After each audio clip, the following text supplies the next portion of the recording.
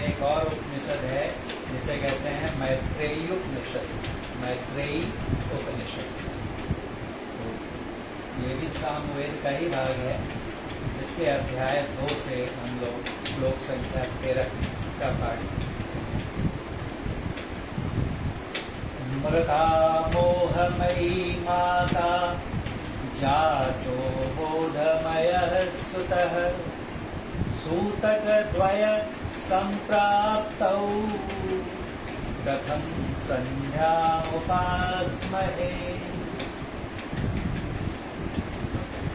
मोहमयी माता मर गई, बोधमय पुत्र का जन्म हुआ।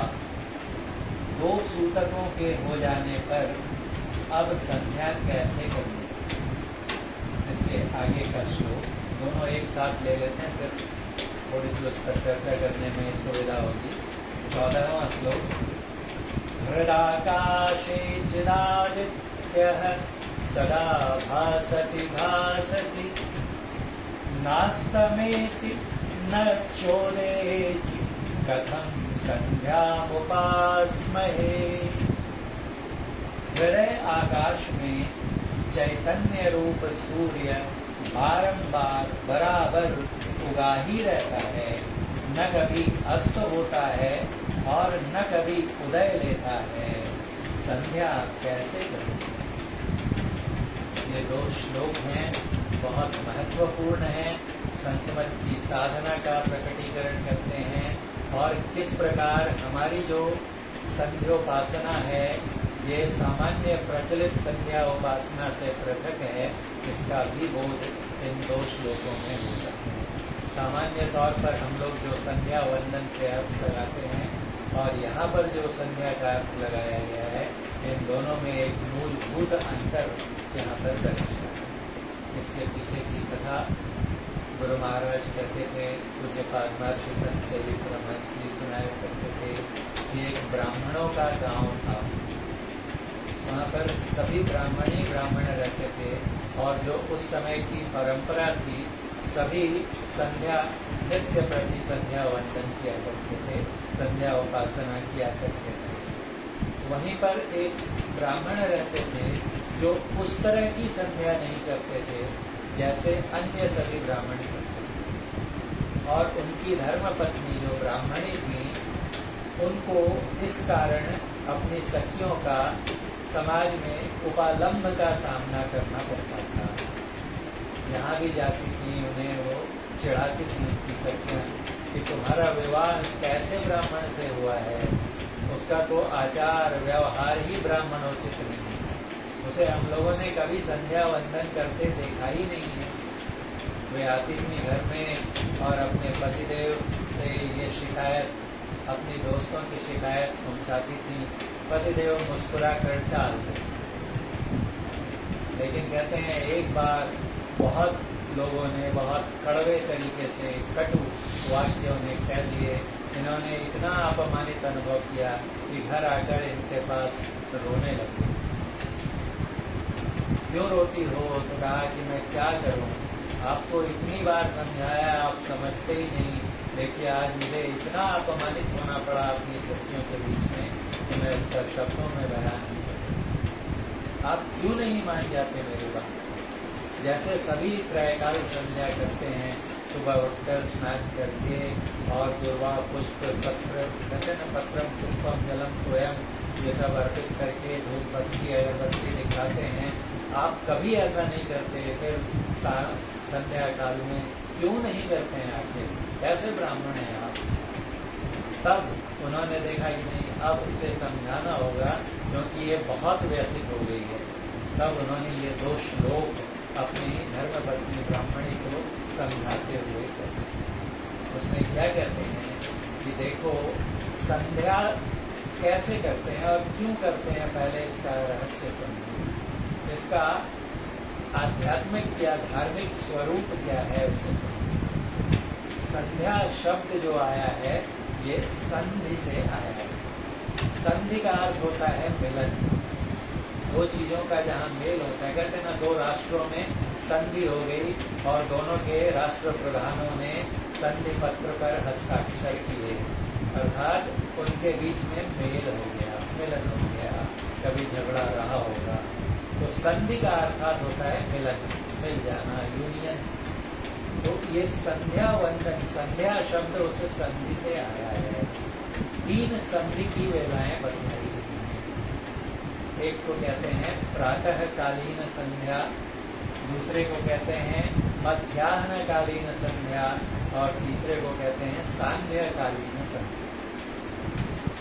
इन तीनों का औचित्य क्या है? तो कहते हैं जो प्रातःकालीन संध्या होती है वहाँ पर मिलन होता है किसका? तो रात्रि का और प्रातः का, सवेरे का, रात और दिन का मिलन होता है, जहाँ रात्रि का प्रहाण होने वाला होता है, रात खत्म होती रहती है और भोर होती है, बिहान होता रहता है। वहाँ पर मतलब रात समाप्त हो रही है और दिवस का आरंभ हो रहा है, यानी रात और दिन का मेल हो गया, मिलन हो गया, इसलिए उसे कहते हैं प्रातःकालीन संध्या। और इसके बाद सूरज आकाश में चढ़ना शुरू करता है, आरोहण होता है भास्कर का, और चढ़ते चढ़ते जब वो अपने शिखर पर चढ़ जाता है, जिसे जैनित कहते हैं, तो वहाँ पर चढ़ के और वहाँ से फिर उसका अवरोहण शुरू हो जाता है। जब वो आरोहण के शिखर पर चला जाता है, उसकी सीमा पर पहुँच जाता है, तो वहाँ से उसकी दूसरी गति आरंभ होती है, ऊपर चढ़ना समाप्त हो जाता है, नीचे उतरना शुरू हो जाता है। वहाँ पर भी एक मेल होता है, किसका? तो पूर्वाहन का और अपराहन का। आहनी शब्द का अर्थ होता है दिन। तो एक दिन का पूर्व मतलब पहला भाग और अपर मतलब दूसरा भाग। पूर्व जोड़ अहन हो गया पूर्वाहन, जिसे हम लोग फोरनून कहते हैं इंग्लिश में। नून मतलब होता है बीच, मध्याह्न 12 बजे दोपहर। और जो उसका दूसरा भाग हो गया उसे कहते हैं अपर, मतलब दूसरा, अपराह्न, अपर जोड़ अहन, अपराह्न। और उन दोनों का जो संधि होता है उसे कहते हैं मध्याह्न, अर्थात दिवस का मध्य, दिन का बीच का भाग, जिसे कहते हैं नून, सिर्फ नून कहते हैं। तो ये भी एक मिलन है। यहाँ पर जो संध्या करते हैं उसे कहते हैं मध्याह्न संध्या। आहन दिवस का मध्य के दिन के मध्य काल में जो संध्या की जाती है। और फिर जब धीरे धीरे सूरज उतरता उतरता अस्ताचल को गमन करता है, डूबने को होता है, तो अब दिन समाप्त होने लगता है और रात्रि का आगमन होने लगता है। फिर से एक बार दिन और रात का मिलन होता है, शाम संध्या हो जाती है, इसलिए उसे कहते हैं सांध्यकालीन संध्या। तो इन 3 संधि वेलाओं में संध्या करने की हमारी परंपरा परिपाटी रही है, और उसका ये रहस्य है, इनका गति से, सूर्य की गति से संबंध है। सूरज के उगने और डूब जाने से, उदय और अस्त होने से संबंध है इन तीनों संध्याओं का, खास करके प्रातःकालीन और सांध्यकालीन संध्या। ये 2 संध्या वंदन सब बहुत सारे लोग आज भी करते देखे जाते हैं। अगर आप किसी भी शहर में चले जाएं, गांव में चले जाएं, तो शाम में नियम से खास करके घर की महिलाएं कोई दिया, कोई अगरबत्ती और साथ में कहीं कहीं घंटी भी बजाते हुए सारे कमरों में प्रकाश करके और तुलसी के पिंडे पर डालते। तो इनका जो रहस्य है ये क्या है, क्यों इन 2 घड़ियों में ही करते हैं या 3 में करते हैं? तो इनका सूर्य की गति से संबंध है। अब ये ब्राह्मण कहते हैं कि ऐ प्राण प्रिय, मैं जिस संध्या का अभ्यास करता हूँ उसमें जो सूर्य के मुझे दर्शन होते हैं, जो आदित्य मुझे दिखाई देता है, वो तो कभी अस्त होता ही नहीं है। जब से उगा है, जब ते राम प्रताप दिनेशा, उदित भय खगेशा, उदित भय अति प्रबल दिनेशा, पूरी प्रकाश रहे उत्तिम लोका, बहुते न सुख बहुते न मन सुख।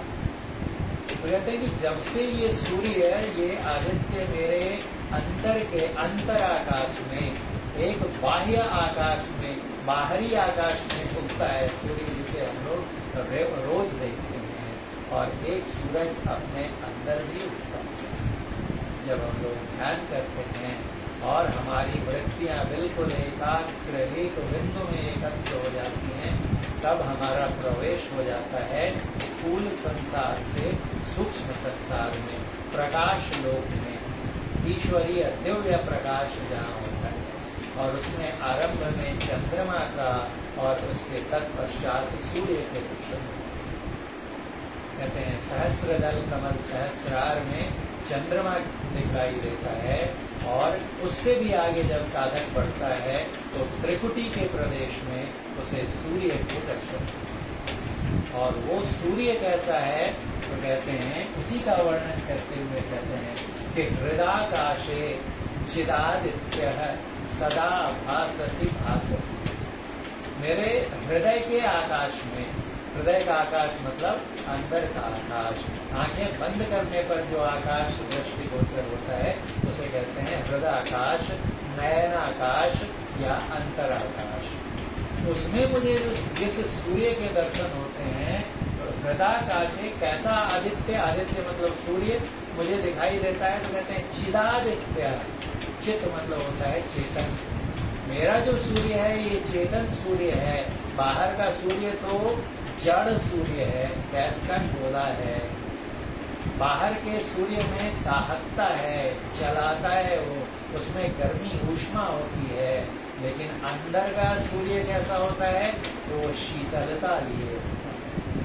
कबीर कमल प्रकाशिया उगा निर्मल सूर, रैन अंधेरी मिट गई बाजे अनहद दूर। उसमें तो वहाँ जो हमें सूर्य दिखलाई देता है, वो सूर्य जब से उगा है, मैं क्या करूं, कभी अस्त ही नहीं होता है।